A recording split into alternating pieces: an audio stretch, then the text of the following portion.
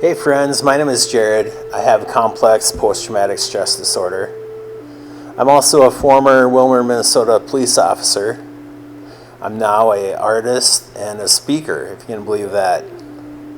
I'd like to share a message with you. I'm going to call this message A Life Fulfilled. It took over 22 critical incidents and the grind of constantly being on guard in a daily stress career for my central nervous system to regulate itself into its default survival mode. This would be my prison. The official title is Complex PTSD. During my 18-year journey, joy had turned to dread. I'd been a successful patrol officer, gang officer, and detective. I was uncomfortable when people had asked me for cop stories. They weren't exciting. In fact, they were rather dark and sad, at least the ones that stood out. There were no more fun stories, only the following. These are the stories that officers won't share. These break our hearts and they break our minds. I had to handcuff and restrain a man as we struggled on the cold concrete. Only he wasn't under arrest. You see, he had fallen off a catwalk at his work.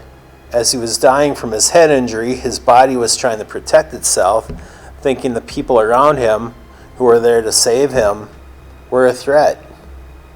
Life is fleeting. We have so much training, so many tools, so much power, yet at the end of the day we're powerless. The universe has the final say. Being the first officer on scene, I burst through the door to find a lifeless baby on the floor. The father pleaded with me to help his son. I began to attempt to resuscitate.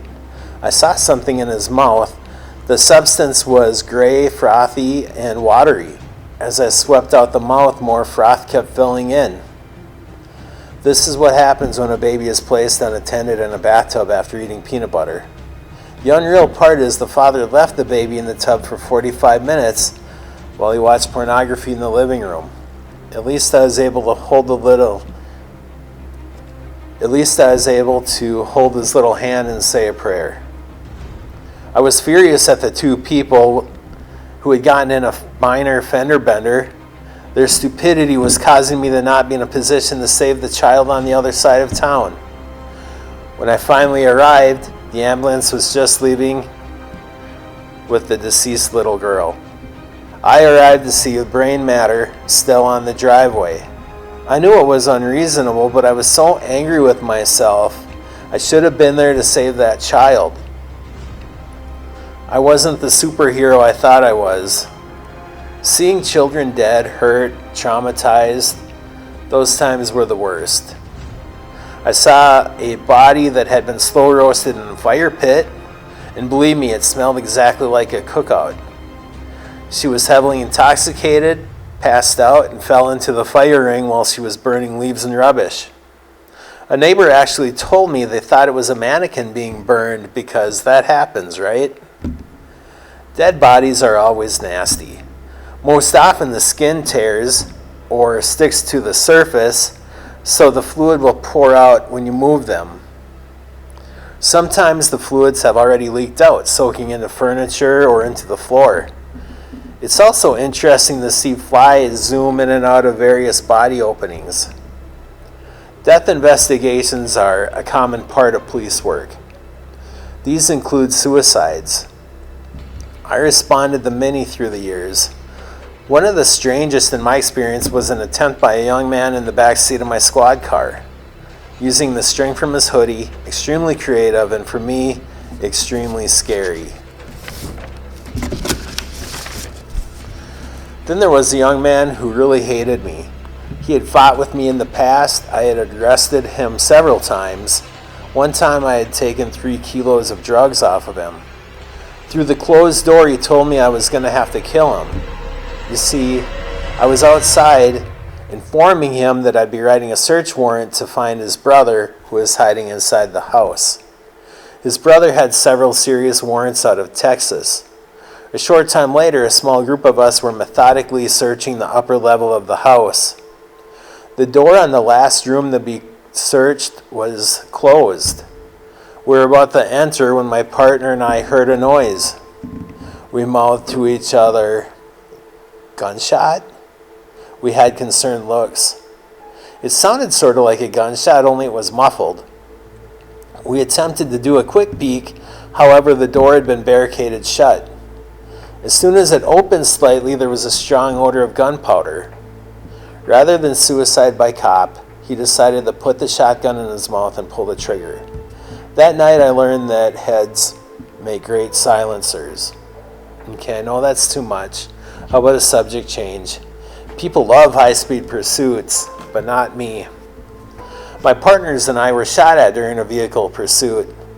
The passenger was shooting out the window as we flew around the bypass. It ended with more shots in a trailer park in the middle of the night. My partner and I got out, located the driver on foot, and arrested him. Hunting armed people in the dark is not something I enjoyed. In fact, it happened more than I expected, and I really hated it. Speaking of darkness, while on the SWAT team, I was involved in a frantic fight for our lives with the subject armed with a handgun. The two officers in front of me began struggling with a man in a pitch-black back bedroom. One of the officers said, "He has a gun," which he did. The three fell to the floor. I was holding the less lethal shotgun. I stood over where I was thinking the subject's torso was and began shooting. I was sued federally for tasing a man who was suicidal and possibly armed with a gun. I struggled when two of my best friends were involved in separate shootings. One was shot at, and the other shot and killed a man who had threatened him and others with a knife. I've interviewed countless serious gang members, most from California, Texas, and Honduras. Investigated attempted gang assassinations. I've seen cartel operatives. I've also met people on the terror watch list. These are not all the incidents I was a part of. There are dozens more. This is just a glimpse into the mud and muck where officers toil. I tried pushing it away, but eventually I could no longer function. My body kept score. In the past 3 years, since I've left law enforcement, I've worked tirelessly to escape the prison of complex PTSD. Since beginning my leave of absence, I've been creating art. I've also completed a 230-hour yoga study. And I also meet with my therapist twice a month. Through all this intention and self-observation, I'm beginning to find my true authentic self. A handful of what I call universal truths come up when discussing my recovery. I want to share them with you because I found that they resonate with most everyone. Also, they've been extremely important in my journey. And those are: be kind to yourself. Self-compassion and self-care do not mean selfish. The better you are for you, the better you are for those who love you and care for you. Treat yourself like you would your best friend, with unconditional love. Also, don't compare trauma and stress. We say, they're more deserving of help. They've had it worse. Stop doing that. You matter. Take care of you. And what you do is not your identity.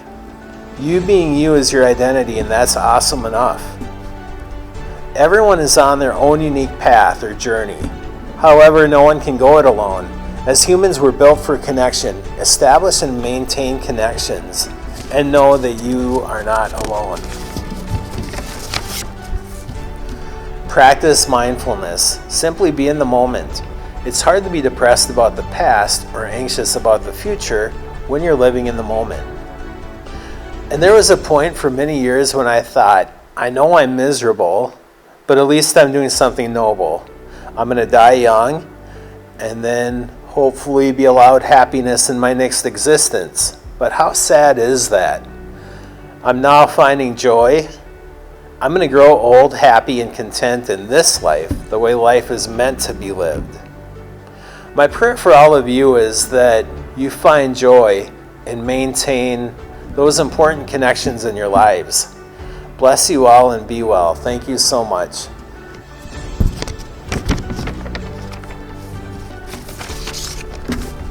and thank you for the honor of serving you. I truly am blessed and loved, as are you.